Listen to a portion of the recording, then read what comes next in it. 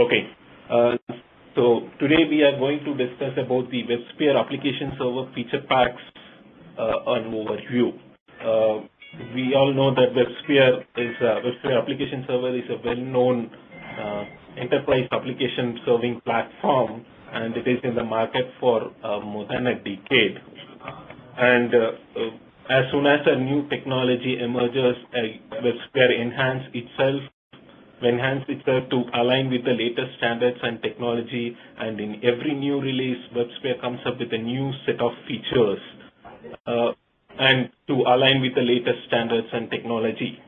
So when we come with a new set of features, though we come with a new set of features, there is some time factor involved in it, like WebSphere has to consolidate a new set of features and come up with a new release. And from a customer's point of view, customers should also need to invest a quality time in migrating from an existing release to the new release. That's why WebSphere came up with the concept of feature packs. The main goal of a feature pack is to provide customers the access to the latest technologies and standards as soon as possible it emerges, and to the existing WebSphere application serving environment.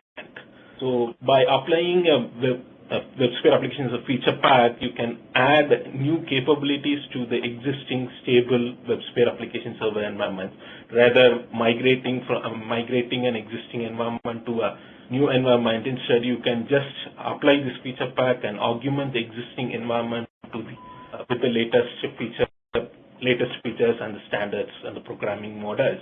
These feature packs comes as a free of cost for the existing WebSphere application customers, so it involves no cost, and the time consuming on upgrade is also very less compared to the migration plan.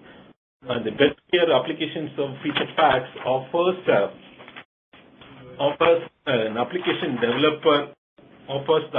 developers efficient, innovative, and high-performance applications to develop high-performance applications. Here are the list of feature packs that IBM WebSphere had delivered. Web2O on mobile, which is a feature pack to develop desktop and mobile applications. The OSGI applications and Java persistent API feature pack provides a lightweight, simplified application framework to develop OSGI applications. Communications-enabled application feature packs delivers a simplified capability to enable communication capabilities in the existing applications and new applications to develop new applications. Component architecture provides a simplified programming model to composite application development and management in an SOA environment.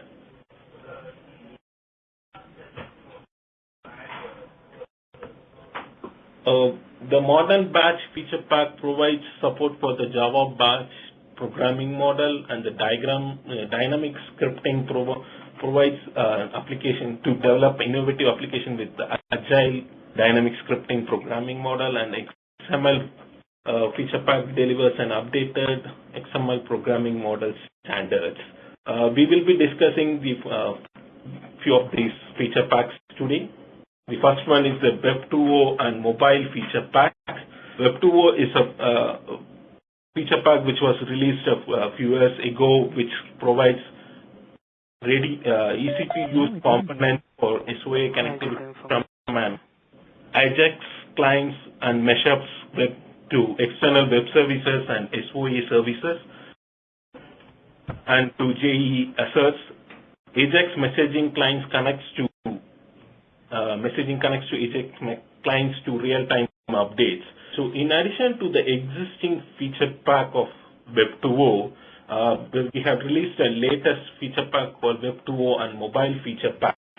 The intention of the Web2O and mobile feature pack is to help the customers in developing mobile applications.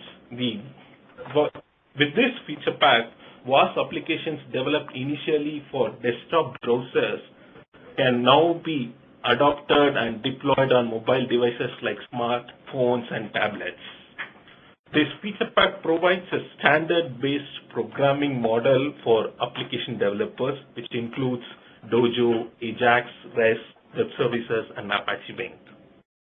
It leverages the backend core capabilities through RESTful services, which enables easy connectivity between mobile clients and existing server-side components. And an Ajax developer can reuse their desktop skills to develop the mobile application. They don't need to have the mobile application development skills. The feature pack provides the Dojo toolkit and the REST APIs, which offers a large collection of core services and user interface widgets.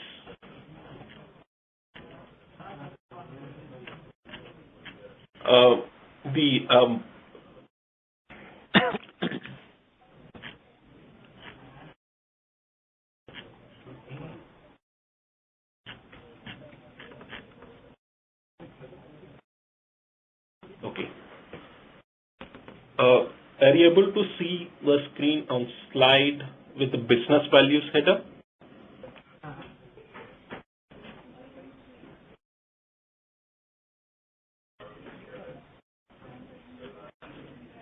Okay. Now I'm on the slide with header business value.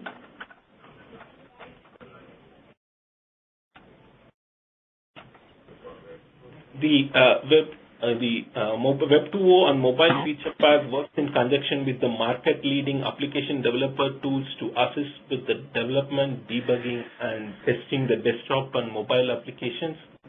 And high-quality widgets and themes are being provided being delivered through the Dojo toolkit for UI and for enterprise application UI, and it provides an end-to-end connectivity and application building blocks for connecting from mobile and desktop UIs to the backend services.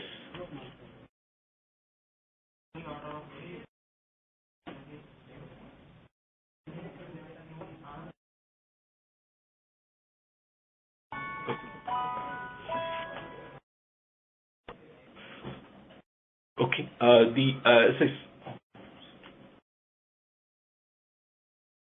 As I said, the Web2O and mobile feature pack is shipped with the Dojo Toolkit 1.6 since it's an open source, and it also has some additional IBM features in it. It provides new widgets and new skins for mobile platforms and a list of client-side services intended to improve the user experience, and it provides a lightweight UI widgets for mobile web applications, and it allows to develop device-specific look and feel applications, and we can reuse the application code across the devices by just changing the style sheet. Looking at the new features of new application building blocks that are shipped with it provides a rich internet application building blocks and the mobile building blocks, which includes directory listing services, file upload services, graphic conversion services, and logging debugging services. Also a device or browser capture. Also a device or browser direction services. This feature pack comes with a Dojo-based diagram component called the iLog Dojo Diagrammer, a new widget with advanced diagramming and graph layout capabilities built on top of the open source Dojo toolkit. It is specific to IBM. The purpose of the Dojo Diagrammer is to provide a solution for Ajax applications to display graphs or network of nodes connected by links. The diagramming component includes sophisticated graph layout algorithms that can run on the server side or on the client using JavaScript algorithms.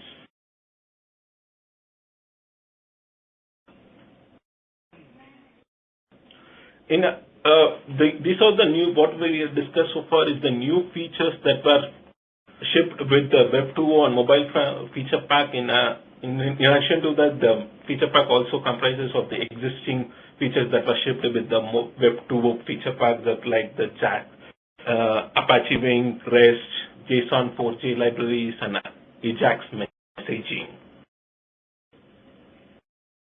By this, we completed on the brief of the Web 2.0 and mobile feature pack. We can move on to the OSGI application feature pack. OSGI applications feature pack.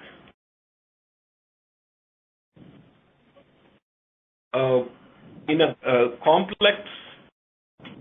complex software engineering project, modularization will help us help the system in a very good help us to have a parallel development of modules and use of the components.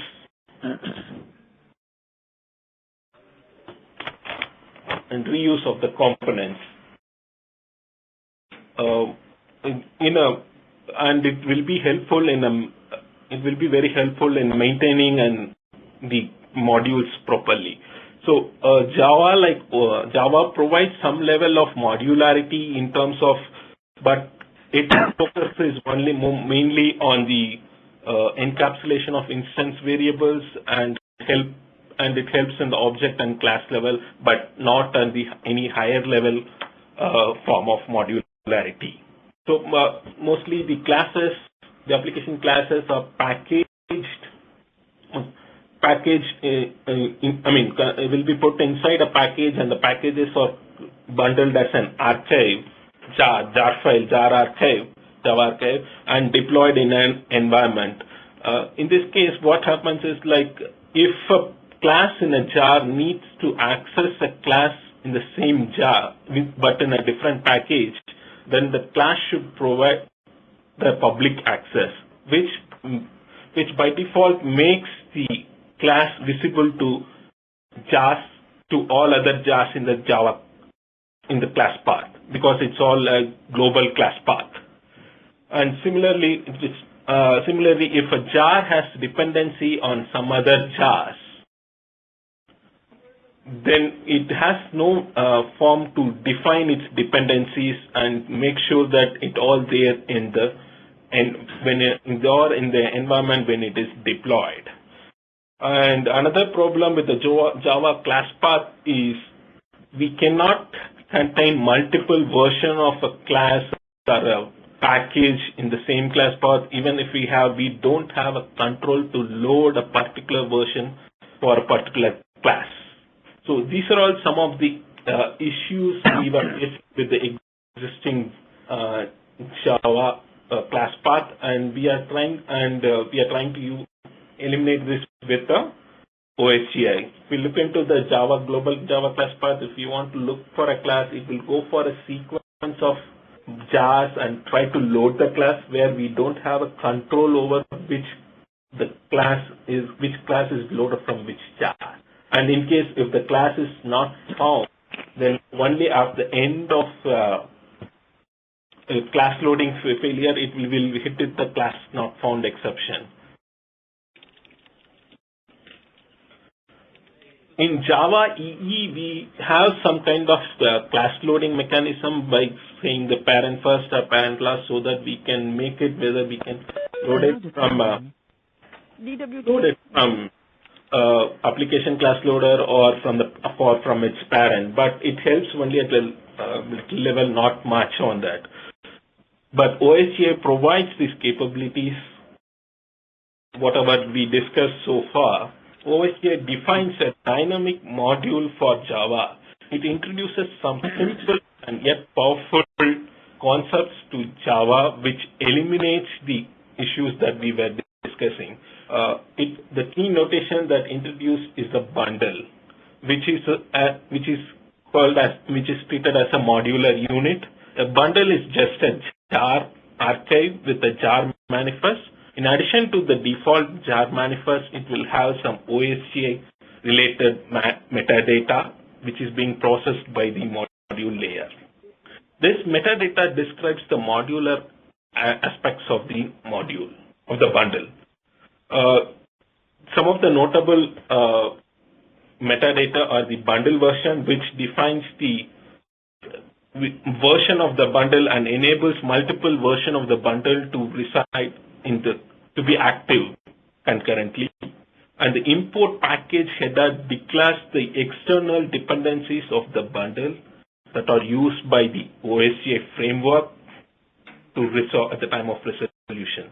And the export package header declares the packages that should be visible to other bundles, and the other packages in the same bundle will not be visible even if it has a public.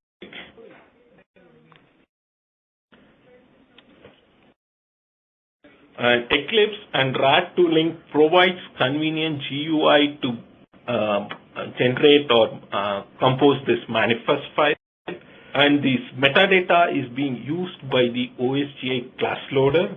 In OSGI, there is no global class path. When a bundle is installed into the OSGI framework, the metadata is processed by the framework resolver and declare the external dependencies and reconcile against the version declared by the other installed bundles. The OSGI framework works out all the dependencies and calculates the independent class path for each bundle. So by this, we can address the issues that we were facing. Only the declared exports are visible outside the bundle. Dependencies are resolved to specific version, and multiple version of packages can be available concurrently and active. And dependencies are explicit so that bundles will not start if all the dependencies cannot be resolved.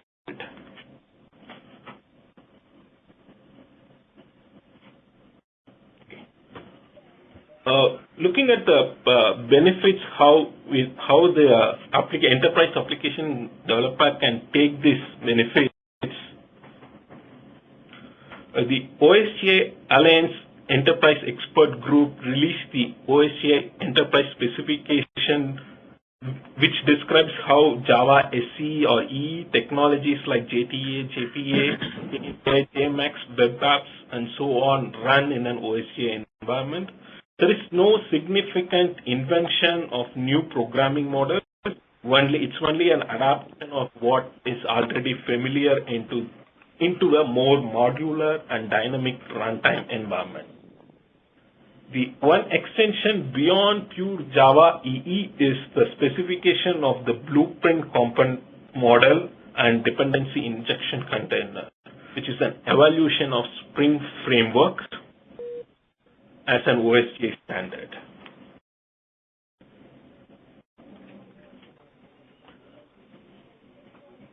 Getting started with the OSGI application support in WAS is made very simple without making any change to the existing web application implementation.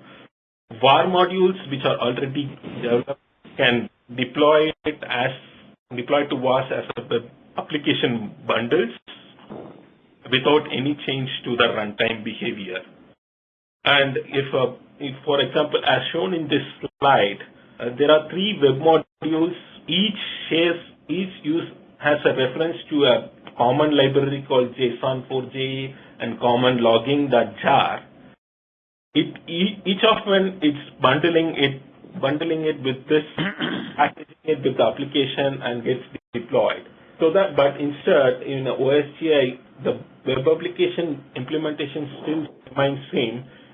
The common libraries are moved to the bundle repository, and the web application manifest only contains a reference to that.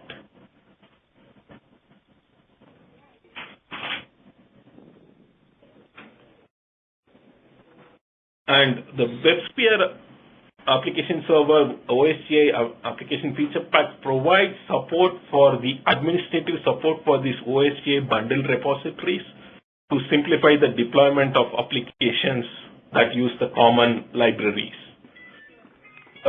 In using the WAS at WebSphere admin console, you can configure an external bundle repository or use an internal bundle repository which is being included in the feature pack. And using the admin console using the admin console or WS admin script, we can manage the bundle repositories. And here, using these bundle repositories, the applications can take the data, take the bundles from the bundle repository so that a single bundle can be used by multiple applications and multiple versions of the bundles can reside in the bundle repository, so that which reduces both the disk usage and the memory footprint.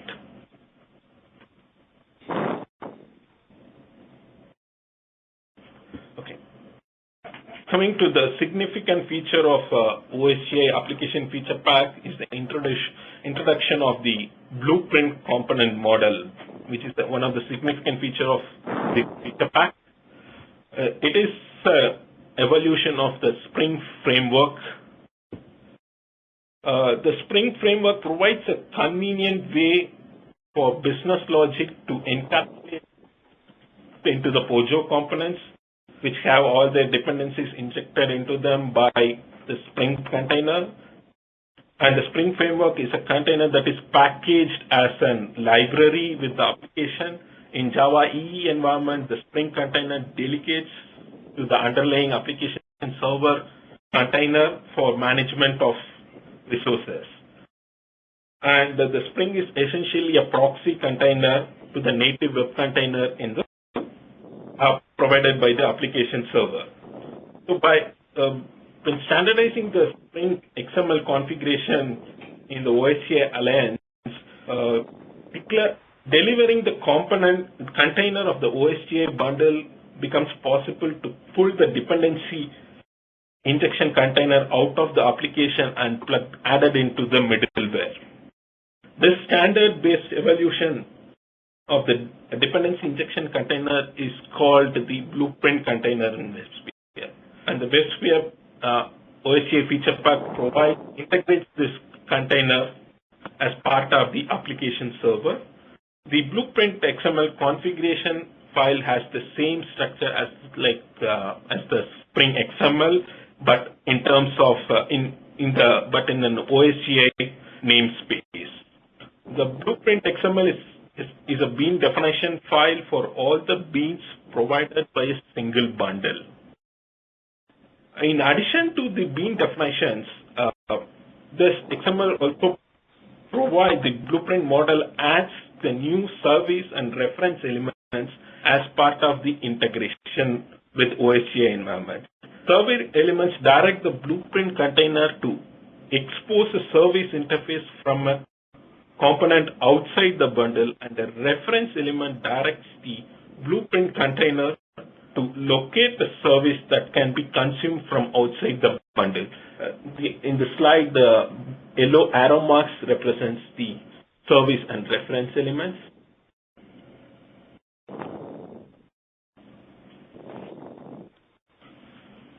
Moving on to the next slide of the WebSphere blueprint container does a lot more than a Spring framework for managing the JPA context.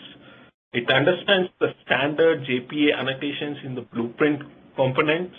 It manages and will inject an entity manager or entity manager factory into the annotated component or the components whose bean definition contains a JPA element as shown in the slide.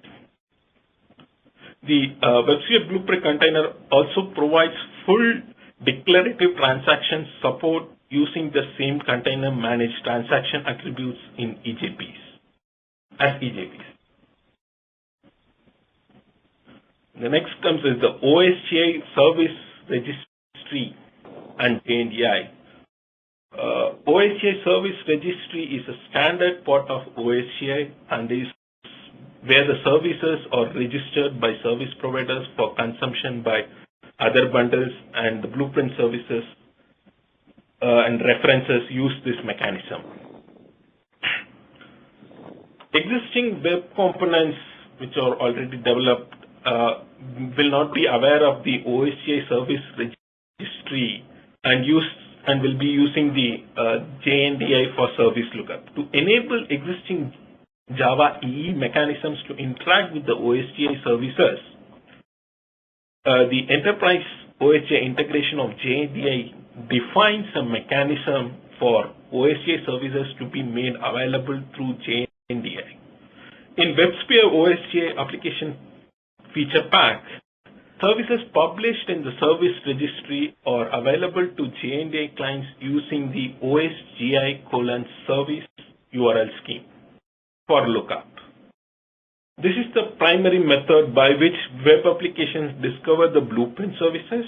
Similarly, the resources bound to JNDI are also published as service in the OSGI service registry with the JNDI name contained in the service property called osgi.jndi.service.name.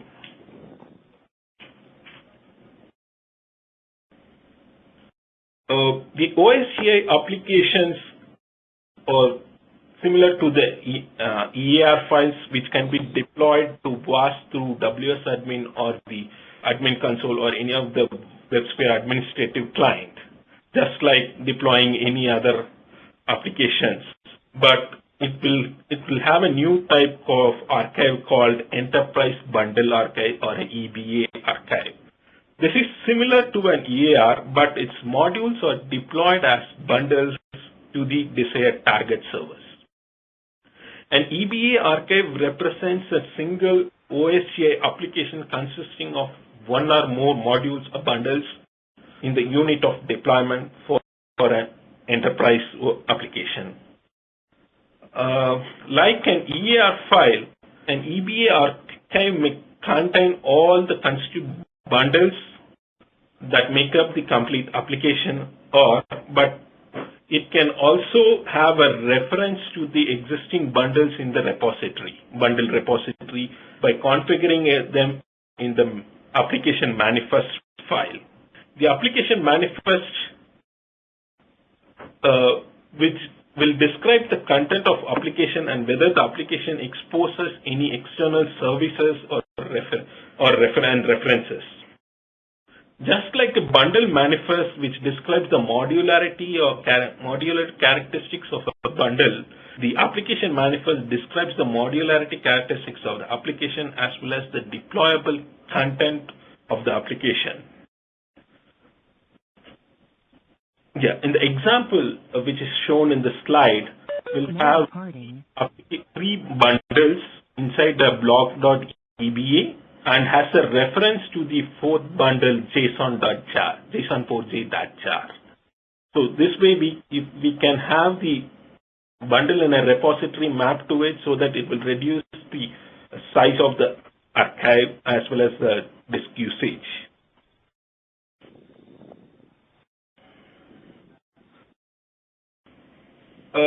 With the application manifest can be authored by the assembler. We can use the RAD, which provides support for it. The application manifest does not need to contain a transitively closed list of dependency bundles. It can be determined at the time of deployment, and if any missing package is there, an error will be thrown at the time of deployment instead of all the deployment goes successfully and throwing an last not found exception at the runtime. Once an OSGI application is successfully deployed in an environment, its dependency bundles are also pushed to the desired target servers, and the application can be started as like a normal enterprise EAR. And since some other applications deployed later point of time could also contribute to the shared bundles whose Java packages may influence the dependency resolution when the application starts. WebSphere handles it by generating a deployment manifest that freezes the deployment of application, which means each time an application is started, the resolution process always calculates the same result regardless of other application. Unlike the application manifest, the deployment manifest is generated at the time of will be generated later on at the time of deployment, and it will have the transitively closed set of bundle dependencies. And this deployment manifest can be exported from one deployment to another to ensure that the application that runs on a test environment, which is migrated to the production environment, will also run in the same way as it ran on this test environment.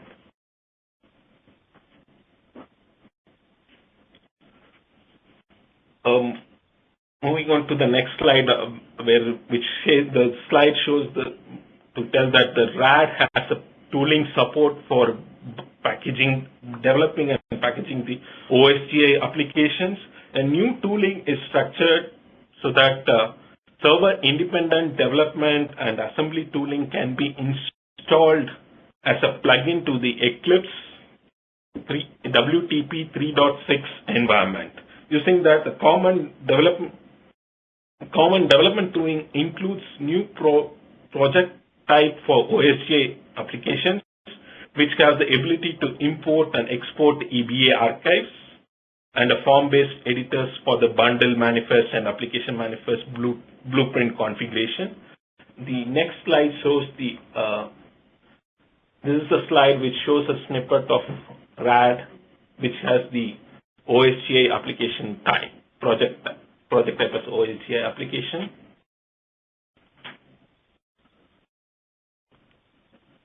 By this, we come to the end of OSGI feature pack. And this feature pack addresses the issues that we were discussed initially at the beginning of the OSGI feature pack discussion. It shares the common libraries between isolated Java EE applications, which simplify the integration of a bundle repository for common libraries with application deployment process.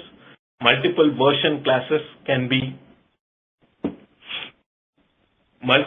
of classes can be accommodated within and across applications through OSGI bundle versioning.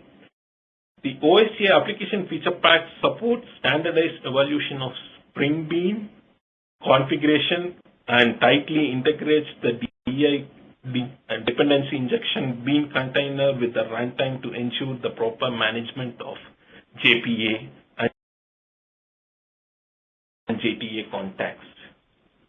Moving on to the next piece of JPA feature pack. JPA is part of the OSGI application feature pack. The OSGI application and the JPA2 feature pack comes together. Looking at the JPA, JPA 1.0 was introduced back in Java EE5. The WebSphere application server had provided support for the Java 1.0 starting from the EJP3 feature pack for the WebSphere application server version 6.1, and the support is rolled to the version 7 as well. JPA 2.0 is the next iteration of this specification. JPA provides a lot of functions, but one of the key functions is the object mapping capability. JPA provides the capability to do the mapping much easier in a way more applicable to in a way where most of the object-oriented programmers are capable or flexible with it. JPA greatly simplifies development because it uses a standardized metadata to map objects to the table. There are standardized mechanisms for accessing these entities, whether they are being persisted or queried against. And the first JPA, which was shipped with the Java EE5, used the annotation support, and it was part of the Java SC5. The metadata can be specified either using annotations, which are very familiar but natural for programmers, or it can be done in XML, so we have more control and we don't need to do any changes to the code if we need to make any changes to the metadata. And one more thing to be highlighted here is the JPA is independent of application server, and it need not require an application server. JPA is fully functional in a JSC mode, Java SC mode.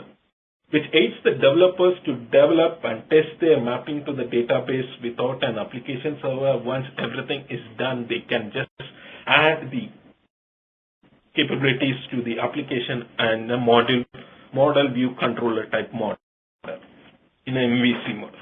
In an MVC model, we will be separating the database actions database actions separately from the rest of the application, and JPA comes into picture there. JPA will be coming only in the model piece of the MVC framework. It will play only around that, and we don't need to have any change to the view or the controller. The presentation logic goes to the view, and the business logic goes in the controller, and the JPA will play around only in the model and not anywhere else.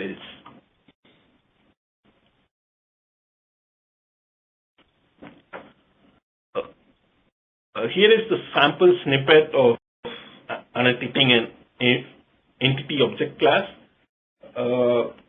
Two things to be noted here is the @entity and the @ID. Both are necessary to show that this is an entity within a JPA specification, and it maps to a row in the table. And the @ID annotation defines the primary key of the table. And here is a simple comparison between the plain JDBC and the JPA in an insert case. Instead of writing a complicated query in the insert client method, instead we can just do a call on the do insert client in a JPA case, which will be very simple, and we don't need to worry about the complex scenarios. And similarly, in a retrieve case,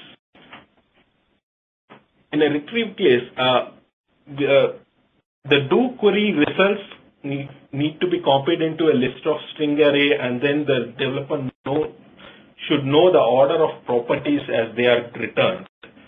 Instead of having these complexities, we can just return the client array of the JPA thing, and so that the module, the view and controller will not get affected by without any change.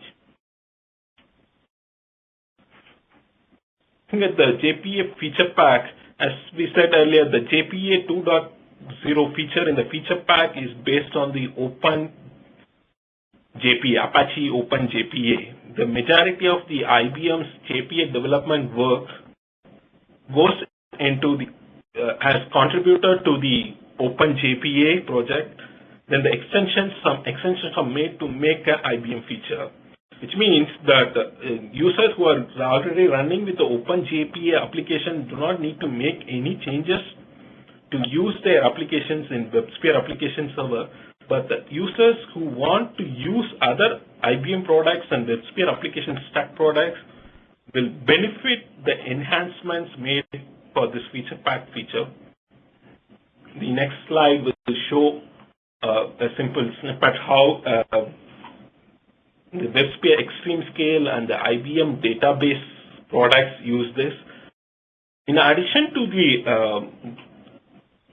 JPA usage in Java SE and Java EE mode, it can also be used as part of the OSGI container. As I said, the OSGI is part of the JPA framework. This feature pack is the other half of this feature pack, so both comes together.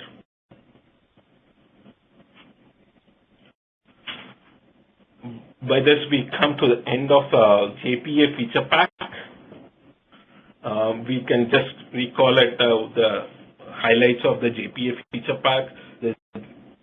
JPA feature pack provides the runtime APIs to access caching capabilities, and having additional lock managers are available. JPA 1.0 was capable of optimistic lock management, but JPA 2 has the capability to do pessimistic lock management. One of the big items with the JPA 2 is the meta model and criteria APIs that provide the programming interfaces for generating queries. And beam validation is a separate JSR 303.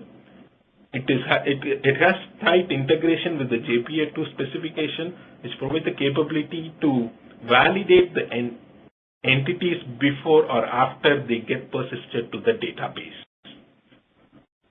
These are the key factors of JPA feature pack. And by this, we have completed the OSCA application and JPA 2.0 feature pack. We can move on to the CEA feature pack, which is the communication in a feature pack for communication enabled applications. The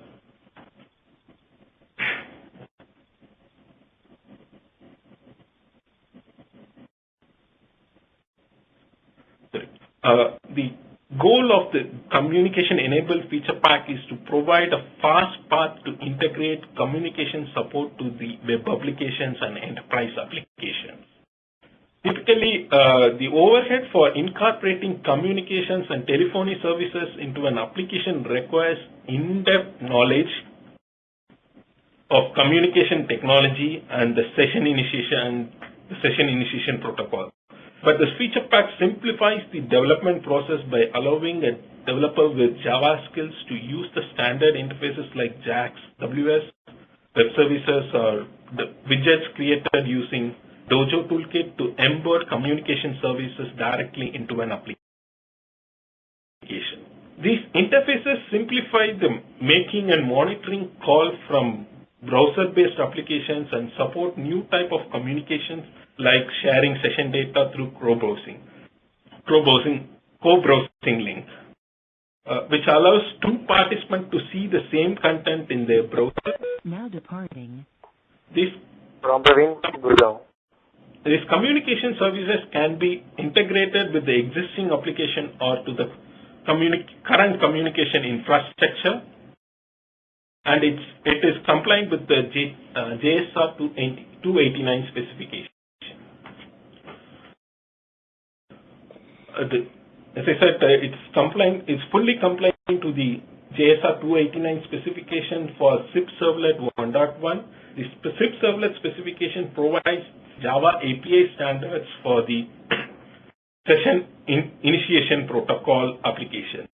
JSR 289 is an update to the existing SIP Servlet specification defined in JSR 1.1.6. The SIP container has the ability to distinguish between JSR 289 and JSR 1.1.6 application and act according to the rules in each specification, so that the JSR 289 and JSR 1.1.6 applications can coexist in the same SIP container. Application routing enables developers to build complex services out of smaller applications. On initial request, the container calls the application router to determine which application to invoke based on the type of request. In addition to the JSR 289 support, the feature pack includes a new API for asynchronously dispatching pieces of work to specific SIP application sessions in a thread-safe way.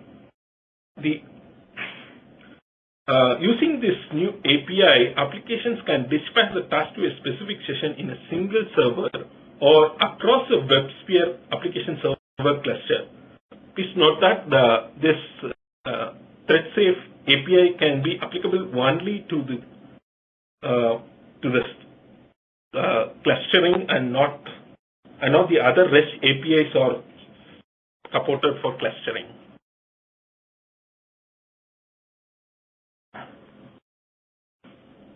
And moving on to the telephony access service, with this feature pack, the enterprise developers don't need to have extensive knowledge of telephony or session initiation protocol to implement communication-enabled applications.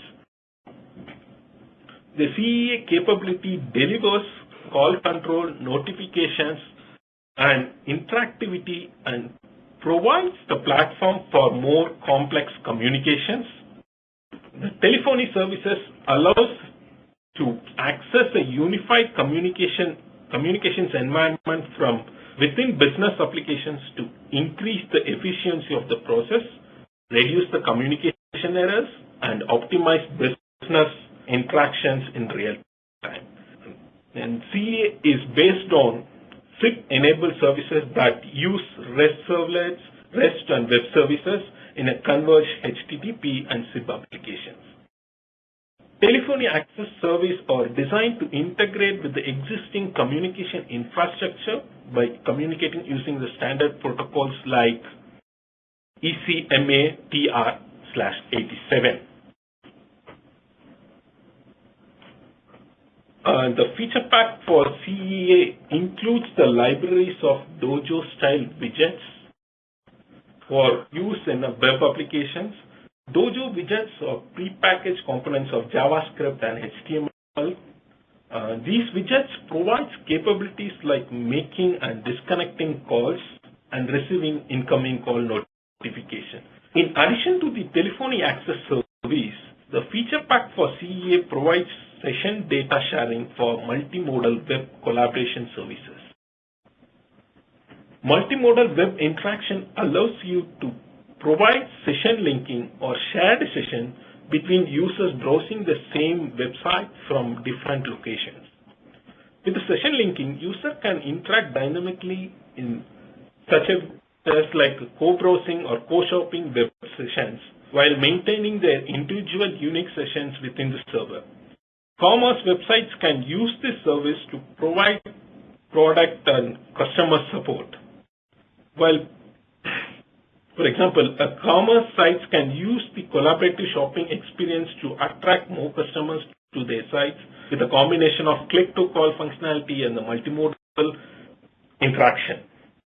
You can support two-way synchronization text forms between a customer and a customer service representative. Two-way forms can be used to allow a customer and a customer service representative to fill out an online form together at the same time.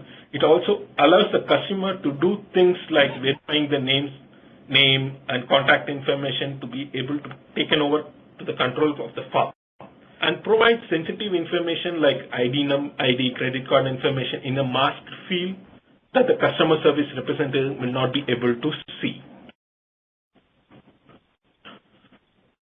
With this, we come to the end of the CEA feature pack. With this, in summary, the feature pack for CEA communication-enabled applications lets an application developer to quickly add communication support to new or existing applications or business processes. The feature pack supports telephony access services like making calls and receiving call notifications, and multimodal web collaboration like sharing a view of a web page or a collaborative filling out of an online form. These communication services are exposed through REST interface, which can be accessed through CEA widgets and through web service interfaces. An application developer don't need to have an in-depth knowledge of communication infrastructure or the session initiation protocol to be able to integrate this communication service into their applications. And the feature pack also supports the SIP Servlet 1.1 specification, JSR 289, which includes the new features like flexible application routing configuration, standardized support for converged applications, and new annotation-based programming model to simplify the development. And the asynchronous invocation API, which is a proprietary of IBM, is another new feature in the product that provides a thread-safe mechanism for dispatching pieces of work to servers in a cluster based on the target session ID. And the CEA feature pack also ships with some of the sample applications. This will be completed on the CEA feature pack. We can move on to the SCA feature pack. We can quickly run through it. The SCA is an open emerging standard built to realize the principles of SOA. RAD, Rational Application Developer, provides the tools to develop, and WebSphere Application Server provides the runtime for it. OSOA, Open Source Oriented Architecture Collaboration, publishes the Open SCA standards, and the key aspects of the flexibility, easily update or swap implementations, communication bindings, reusability, recycle the asserts into a service component, or reuse the components through the composition, and the diversity of implementations, interfaces, bindings, data representations, quality of services. And looking at the benefits to service provider, it helps to components can serve many kind of consumers over many bindings. Component implementations of virtually all business logic. Component configuration is declarative. Existing Java classes can be reused. And looking at the service consumer benefits, bindings enable arbitrarily broad access to services from diverse clients, programming languages over diverse binding protocols. Loosely coupled references get injected at the runtime, and consumer implementation is insulated from the service provider's implementation. And looking at what's new in a SCA feature pack of WebSphere, we can create SCA service compositions in POJOs, EJP 2.1, 3 components, and Java servlets and Ajax or JavaScripting, where a variety of service types, bindings.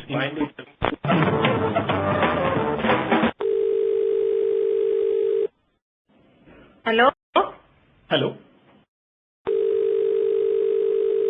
Hello? I am there, Bala. Request everyone to go on. Anyone that's not speaking, please go on mute. Thank you.